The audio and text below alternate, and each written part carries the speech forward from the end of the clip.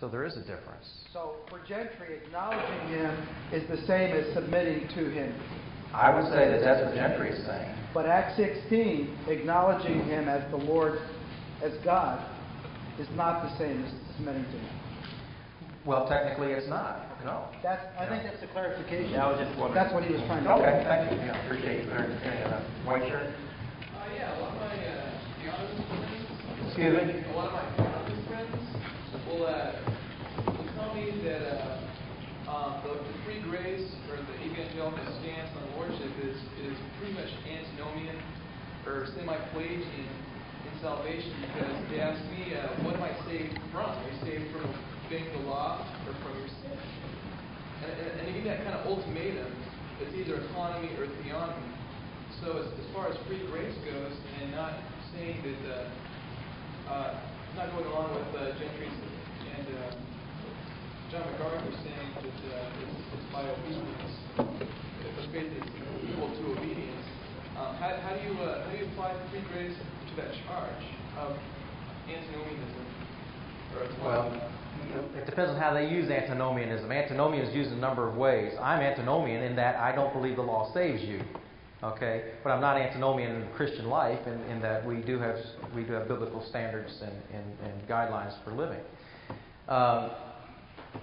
Salvation is actually, we've not been careful about how we use the word salvation. There's salvation from the penalty of sin. There's our present salvation from the presence of the power of sin, and then there's our future ultimate salvation from the presence of sin.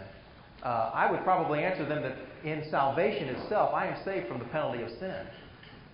And in my sanctification, I'm being saved from the effects of sin, the power of sin.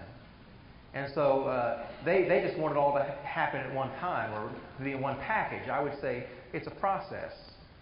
And we have to understand salvation as happening at a point of time, but it begins a process that culminates in our ultimate salvation. Correct? Charlie, I see what you think about this. I've offered another option to my friends like that. I said, I'm not antinomian against the law. I'm necronomian, dead to it. Hey, there you go. New theological term, necronomian. Sometimes we got to be creative in this debate. Yes. Someone who believes that everybody in the Bible is baptized after they believe, that they also believe that certain passages give baptism as a necessary element of salvation. What would I say to someone who says that everybody in the Bible was baptized who believed, and that baptism is necessary for salvation? And of course, that's the belief of many folks. And I would point them to. I would start with the Gospel of John. That's where I start. And in the Gospel of John, John mentions the condition for salvation about 100 times is believe. And he never uses the word baptism as a condition for salvation. Now, you do have a couple verses in Acts that are disputed, but the principle of biblical interpretation is you always interpret the unclear verses in light of the clear verses.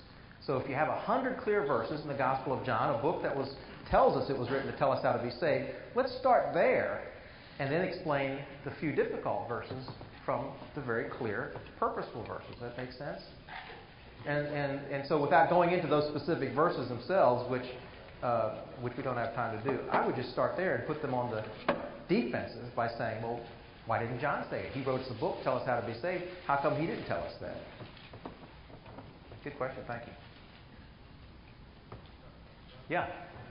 You said that human responsibility is required to believe, which seems to imply that the will is necessary.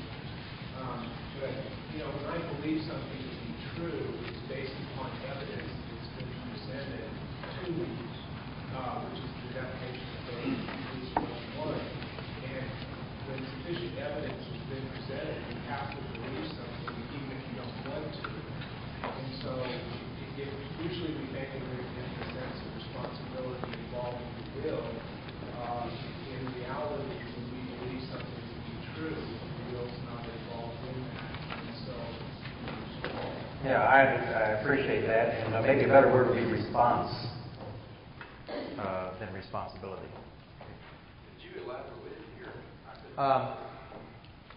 The gentleman was saying that in one of the quotes or part of the outline, I said that it nullifies our human responsibility, or we have a human responsibility, or did I just say that? I don't know if it's in the notes. You seem to, along the lines of being saved through the gift, you said that, there is human responsibility that we must believe. And usually we think of responsibility as involved in will, but in reality, believing something is not really involved in the will. The word responsibility usually implies will, and whereas believing, he is saying, is more of a persuasion that something is true. And I'm saying, well, maybe we could use the word response instead of responsibility. I see that our time is up as far as the tape is concerned, and lunch hour is approaching. So I know let's take 5 more minutes then for some questions. Okay, well, Dan. You made an analogy about people wanting to be prudent